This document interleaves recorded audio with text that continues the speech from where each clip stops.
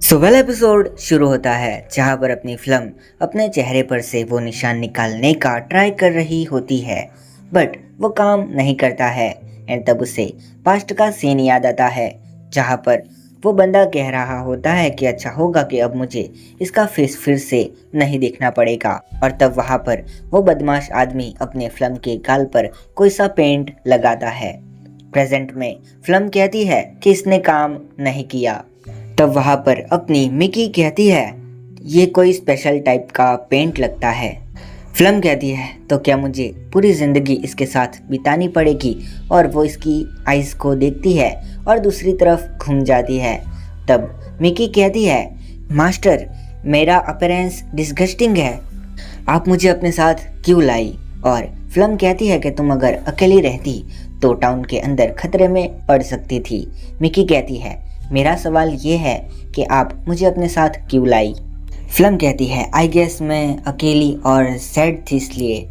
और ये कहती है अगर आपको कंपनी चाहिए थी तो फिर मैं कह देती हूँ कि मैं आपके लिए बिल्कुल भी सही चॉइस नहीं हूँ, आपको मुझे बेच देना चाहिए और नई स्लेव लेनी चाहिए।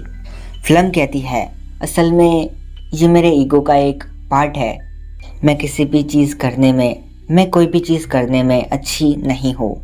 जब मैं स्लेव बनी उससे पहले मैं किसी की भी मदद नहीं कर पाई, तो मैं चाहती हूँ कि मैं तुम्हें खुश रखूँ और इसी के साथ हम आगे बढ़ सकते हैं, ऐसा मुझे लगता है।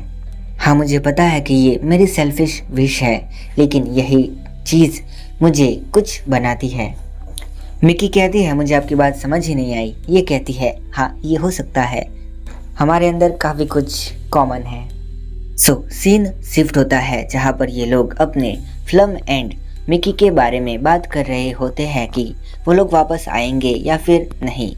जिसके बाद डाइन आता है और यहाँ पर ये लोग बात करते हैं कि एक जो ब्लैक मार्केट में स्लेव ट्रेडर था उसकी मौत हो गई है, यानी कि उसे मार दिया गया। यहाँ पर जिस मर्चेंट का मर्डर हुआ है उसका जो भी जंक्शन आता है वो सभी रॉयल आर्मी जंक्शन में आता है, लेकिन चर्च के लोग भी इन्वेस्टिगेट कर रहे हैं। इसका मतलब है कि और डायन कहता है इसका मतलब है कि ज़रूर से इलिसिट मेडिसिन ट्रेड इसमें इन्वॉल्व होगी। शायद से फाइनेंस एंड अपनी स्ट्रेंथ पावरफुल हो सकती है, लेकिन डांस के लिए ये सोर्स कहीं और से आते हैं। फिर डायन कहता है कि शायद से ये चीज़ हमारे पैरों को यहाँ पर धंसाने में काफ़ी मदद करेगी, यानी कि यहीं पर रहने में, अपने पैर जमाने में। जिसके बाद हम फिल्म को देखते हैं जो कि अपने मिकी के साथ यहाँ पर अपने क्वेस्ट पूरा करने के लिए आई होती है। और वहाँ पर वो लोग एक फॉर्मल एडवेंचरर को देखते हैं जिसकी लाश पड़ी होती है। तब वहाँ पर वो एक वेयरवुल्फ आता है और अपनी फिल्म इसे स्कैन करती है एंड वो कहती है ये तो कुछ ज़्यादा ही है। और अपनी मिकी कहती है कि क्या है, और फिल्म कहती है तुम देख सकती हो। और मिकी कहती है कि मैं स्कैन नहीं कर सकती हूँ, अगर कर भी पाती तो पढ़ नहीं सकती। और ये कहती है हाँ तुमने सही कहा, वैसे भी मैंने भी ये सब कुछ कल ही कास्ट करना सीखा है। फिल्म कहती है कि इस वेयरवुल्फ का टोटल स्टेट वैल्यू 512 है, और जबकि किसी भी मॉन्स्टर का स्टेटस वैल्यू 500 से ऊपर होता है तो उसे डी रैंक मॉन्स्टर कहा जाता है। और अपनी मिकी कहती है तो क्या हमने एफ रैंक क्वेस्ट नहीं लिया है। और अपनी फिल्म कहती है कि हमें डैन एंड उस गिल्ड ने फंसाया है, इससे हमें कोई भी प्रॉब्लम नहीं होगी क्योंकि मेरा टोटल स्टेट वैल्यू 918 है, और अगर ये 1000 के ऊपर होता है तो मैं एक सी रैंक एडवेंचरर हो सकती हूँ, और अभी मेरे पास मेरा हीलिंग पावर भी है। मिकी कहती है मास्टर 1 मिनट रुकिए, और ये लोग देखते हैं तो वहाँ पर कुछ और वुल्फ भी आ जाते हैं। और तब अपनी फिल्म को अपने पुराने दोस्त की बात याद आती है कि एक बात याद रखना कि वुल्फ कभी भी अकेले नहीं होते हैं, जब तुम उन्हें देखो तो समझ जाना कि उनके आसपास 3-4 और भी होंगे। और तभी वहाँ पर से 5वां वुल्फ भी आता है जो कि काफ़ी अजीब होता है, और वो देखते हैं कि यहाँ पर वो वुल्फ किसी और वुल्फ को अपने अंदर खींच लेता है जो कि इन दोनों ने पहले कभी भी नहीं देखा था। और वो वुल्फ काफ़ी अजीब तरह से बदल जाता है, काफ़ी बड़ा हो जाता है, जैसे कि अपनी फिल्म एक किमेरा प्रोटोटाइप कहती है और उसे स्कैन करने पर इसका जो स्कोर होता है वो 1800 प्लस होता है, आई मीन स्टैट वैल्यू। और ये काफ़ी हैरान हो जाती है। तभी अपनी मिकी कहती है मास्टर, और यहाँ पर वो वुल्फ अटैक कर देता है। और वो जैसे अटैक करता है तो वो पेड़ को भी अपने अंदर ले लेता है। और अपनी फ्लम कहती है कि मिकी तुम यहाँ से दूर चली जाओ जितना भी हो सके। मिकी कहती है कि कोई भी रश मत करना, और ये कहती है मैं पक्का नहीं कह सकती हूँ, बस चली जाओ यहाँ से। और मिकी यहाँ से भाग जाती है और फ्लम सोचती है कि आखिर अब मुझे यहाँ पर करना क्या चाहिए। फिर फ्लम एंड इस वेयरवुल्फ के बीच में फाइट शुरू हो जाती है। वेयरवुल्फ काफ़ी भारी पड़ रहा हो ऐसा लगता है, बट अपनी जो फ्लम होती है वो इसके ऊपर अटैक्स के ऊपर अटैक्स करते जाती है और इसे बीच में से काट देती है। लेकिन जैसे ही वो सोचती है कि एक और अटैक में ख़त्म, लेकिन तभी ये जो वुल्फ होता है उसकी पूरी बॉडी रोटेट करने लगती है, जबकि उसके बीच में स्लैश लगा था। और फिर से ये भेड़िया इसके ऊपर हमला कर देता है और अपने फ्लम के हाथ पर स्क्रैच पड़ जाता है। एंड फ्लम देखती है कि उसके हाथ में काफ़ी अजीब तरह से चीज़ हो रही है एंड उसे काफ़ी पेन होने लगता है। तब उसका हाथ कट जाता है, बट वो रीजनरेट भी हो जाता है। यहाँ पर फ्लम का जो वैल्यू पॉइंट था वो काफ़ी कम हो गया होता है, यानी कि 318, जबकि सामने वाले का 600 प्लस था। और तब फ्लम कहती है अब मुझे समझ नहीं आ रहा है कि मॉन्स्टर कौन है यहाँ पर, तुम या मैं। और फ्लम बार बार इसके ऊपर अटैक करती जाती है, बट इसे ज़्यादा कुछ फ़र्क ही नहीं पड़ता है। लेकिन और फाइनली अपनी फ्लम इसके सर पर एक हमला करती है और इसे 2 हिस्सों में काट देती है, कमर तक। एंड वो सोचती है ये तो काफ़ी अजीब चीज़ है।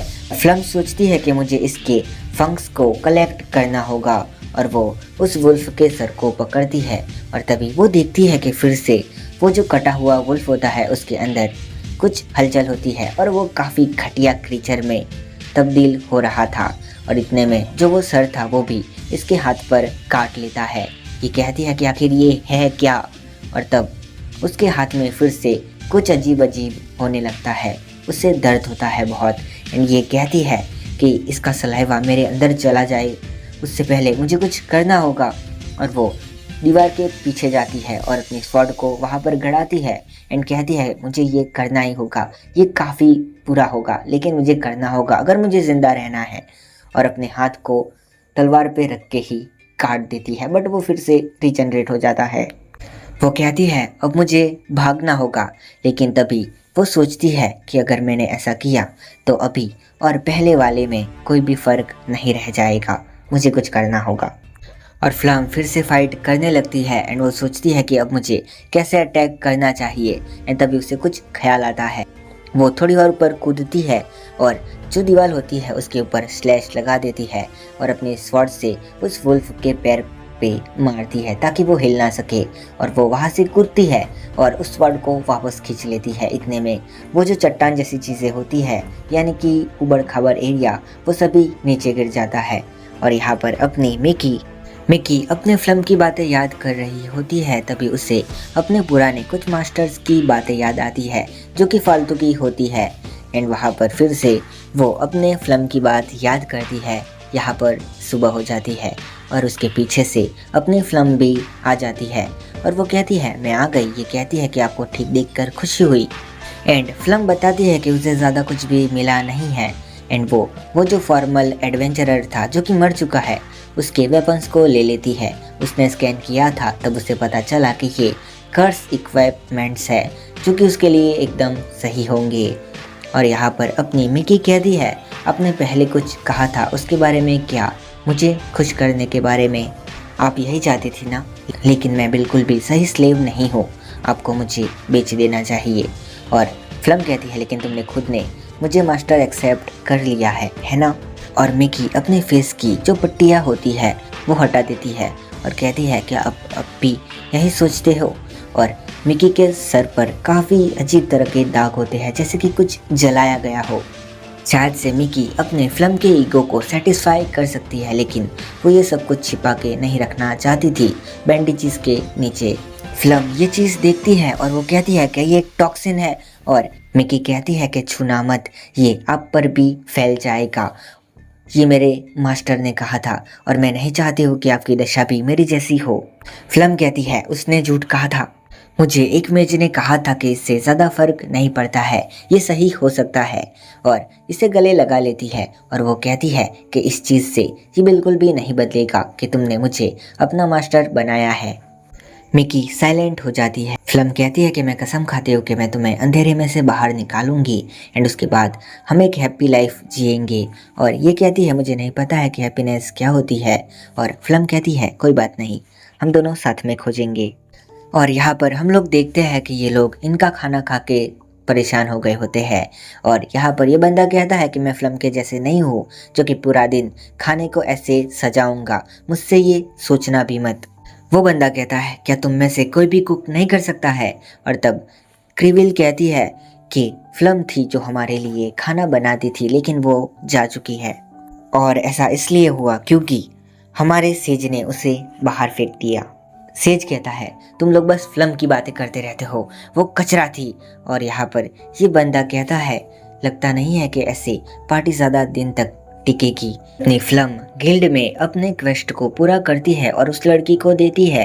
तब ये बंदा कहता है कि मुझे नहीं लगता है कि ये लोग सच बोल रहे हैं, और तभी फिल्म इसको लात मारती है और नीचे गिरा देती है और अपने वेपन से इसे डरा देती है और कहती है कि वेपन देख के तो तुम्हें समझ आ गया होगा कि मैं झूठ नहीं बोल रही हूँ। और जिसके बाद वो यहाँ पर से अपना लाइसेंस एंड अपना रिवॉर्ड लेके निकल जाती है। जिसके बाद शाम को ये लोग खाना खा रहे होते हैं। फिल्म उस बंदे को थैंक्स करती है खाना देने के लिए और साथ में नहाने के बाद कपड़े देने के लिए भी। और तब वो बंदा कहता है कि कोई बात नहीं, मुझे खुशी होती है कि जब गेस्ट आते हैं। और अपनी फिल्म थोड़ी सी रोते हुए कहती है मुझे भी खुशी है कि कोई तो है जो कि हमें इंसानों की तरह देखता है। मिकी चलो कल तुम्हारे लिए कपड़े लेने चलते हैं जो कि तुम पर अच्छे लगेंगे। और मिकी कहती है आई डोंट माइंड, मैं वैसे भी स्लेव हूँ। और ये कहती है ये मेरा ऑर्डर है कि कल हम तुम्हारे लिए कपड़े लेने चलेंगे, ठीक है। और ये कहती है ओके। एक ऐसी लड़की जिसने सब कुछ खो दिया और एक ऐसी लड़की जिसके पास कुछ भी नहीं था, यहाँ तक भगवान ने भी इनको धिक्कार दिया, लेकिन अब ये दोनों अपनी लाइफ को साथ में जीने के लिए जा रहे हैं। और लास्ट में हमें वही वुल्फ दिखाया जाता है जो कि कहता है कि फिल्म तुम इसके लिए भुगतोगी। और इसी के साथ ये एपिसोड ख़त्म हो जाता है।